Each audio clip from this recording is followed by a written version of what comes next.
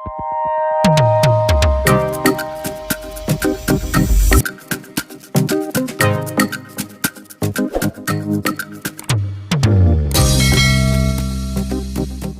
teman-teman, bergabung kembali di channel saya. Hari ini tetap kita kawal peristiwa ibu dan anak di Subang. Pemberitaannya masih seputar itu saja, muter-muter di situ, di koran itu saja. Nggak ada sebuah perkembangan yang membuat kita gembira. Karena pengawalan ini sudah 9 bulan lebih ya guys. Kenapa begitu sulit untuk menentukan tersangkanya? Kenapa dan kenapa? Apakah alat buktinya yang ditemukan belum kuat? Mungkin seperti itu.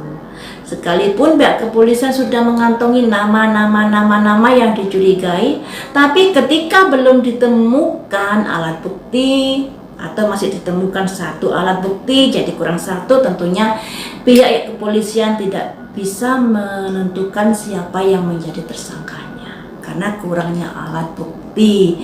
Nah, di sini mari kita prediksi seandainya baik Danu, Yoris dan Pak Yosef bersatu, andai kata bersatu, apakah akan bisa mengungkap peristiwa ini? Ataukah malah menjadi gejolak-gejolak yang kurang bagus? Mari kita ungkap di sini ya guys. Seandainya, pakai kartu ini aja, Danu, Yoris dan Pak Yosef bersatu, apakah akan bisa mempermudah penyelesaian pengungkapan kasus ini? Mari kita ungkap di sini. Seandainya Danu dan Yoris dan Pak Yosef bersatu, apakah kasus ini akan bisa dengan mudah dipecahkan? Ada simbol pihak ketiga di sini, guys. Ada pihak ketiga. Ibaratnya ada dua kubu kan, dua kubu dalam peristiwa ini, tapi ada pihak ketiga di tengah-tengah. Ibaratnya ini misalnya kubunya Danu, ini kubunya Yoris dan Pak Yosef, dan ini pihak ketiga yang ada di tengah-tengah. Sebentar, ada siapa ya? Jadi ada pihak ketiga yang bermain di dalam kasus Subang ini. Sudah ada dua kubu, ada pihak ketiga lagi. Kita ungkap lagi ya, kita gali lebih dalam lagi. Apakah pihak ketiga itu menginginkan jika Danu, Yoris dan Pak Yosef bersatu,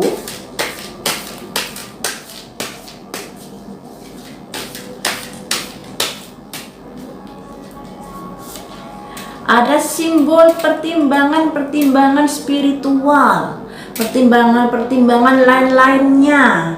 Jadi masih apa ya? Masih abu-abu di sini. Pertimbangan seperti apakah yang dipikirkan? Ada pertumbuhan yang lambat. Jadi seperti ini, guys. Seperti ini. Pihak ketiga ini tidak menggendaki jika dua kubu ini bersatu. Karena bagaimanapun dengan adanya dua kubu ini bisa memperlambat dari pengungkapan peristiwa ini. Jadi dengan adanya dua kubu ini akan bisa menghambat dari proses penyidikan ini. Dan itu tidak dikehendaki oleh pihak ketiga, ya. Tidak dikehendaki oleh pihak ketiga. Mengapa tidak menghendaki adanya persatunya Danu, Yoris dan Pak Yosef? Pihak ketiga ini mengapa? Alasannya apa? Ada simbol kematian. Ada simbol kematian. Jadi begini guys, pihak ketiga ini seperti yang saya bilang tadi, dia menyukai kalau memang ada dua kubu dalam peristiwa ini. Karena itu akan menghambat dari proses pengungkapan kematian dari Ibu Tuti dan Amel. Selanjutnya, apakah pihak ketiga ini adalah otak dari peristiwa ini, ada simbol tugas, ada simbol prajurit membawa tongkat, yang artinya ada semacam mandat pekerjaan atau tugas dari seseorang. Jadi pihak ketiga ini merupakan mandat atau diberi kepercayaan oleh otaknya untuk bisa menjadikan dalam peristiwa ini ada dua kubu. Kubu-kubuan ini sudah merupakan mandat dari otak si pelaku ini, akan terjadi dua kubu, pro dan kontra, masyarakat pun jadi ramai dan lain sebagainya. Itu sudah merupakan bagian dari tugas yang diberikan oleh otak pada pihak ketiga ini. Selanjutnya, apakah pelaku atau otak ini, belum saya tanya sudah keluar ini guys, proses sebuah perjalanan, proses perjalanan ke arah manakah. Dengan adanya kedua kubu ini atau dengan kondisi-kondisi yang seperti ini, apakah pelakunya merasa percaya diri untuk peristiwa ini tidak terungkap?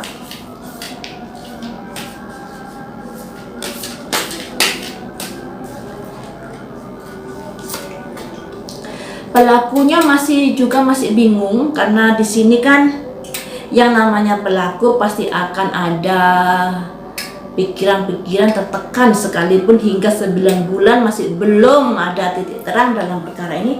Tapi si pelaku, si otak, si pendukung dan lain sebagainya disimbolkan ini, yang artinya ada semacam kegerahan juga dalam peristiwa ini, karena pelaku-pelaku ini pastinya menunggu momen di mana ada semacam pengumuman jika kasus ini dibekukan.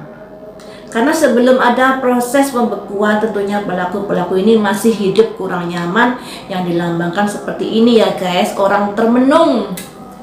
Jadi pelakunya juga masih gelisah menghadapi perkara ini. Selanjutnya,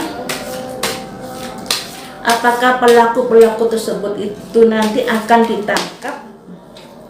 Apakah pelaku-pelaku kasus peristiwa ibu dan anak di Subang ini akan berhasil ditangkap oleh petugas yang berwajib? Ada simbol orang menata batu, masih diusahakan menata batu ini ya guys. Jadi masih diupayakan oleh pihak kepolisian untuk bisa mengungkap peristiwa ini. Sedikit demi sedikit digali, sedikit demi sedikit diselidiki untuk mengungkapkan peristiwa ini. Jadi pihak kepolisian sudah berupaya semaksimal mungkin untuk bisa menemukan siapa pelakunya di peristiwa ibu dan anak tersebut guys. Sampai di sini dulu teman-teman, lain waktu kita sambung lagi dengan prediksi yang lainnya. Semoga almarhumah Ibu Tuti dan Amril senantiasa damai di alamnya dan tetap semangat dalam mengawal peristiwa ini, jangan sampai tenggelam. Walaupun masih belum ada perkembangan-perkembangan yang bisa membuat kita bahagia, tapi kita support pihak kepolisian karena pihak kepolisian sudah bekerja keras, dan kita doakan yang terbaik agar peristiwa ini bisa terungkap secepatnya ya. Lain waktu kita sama lagi dengan prediksi yang lain.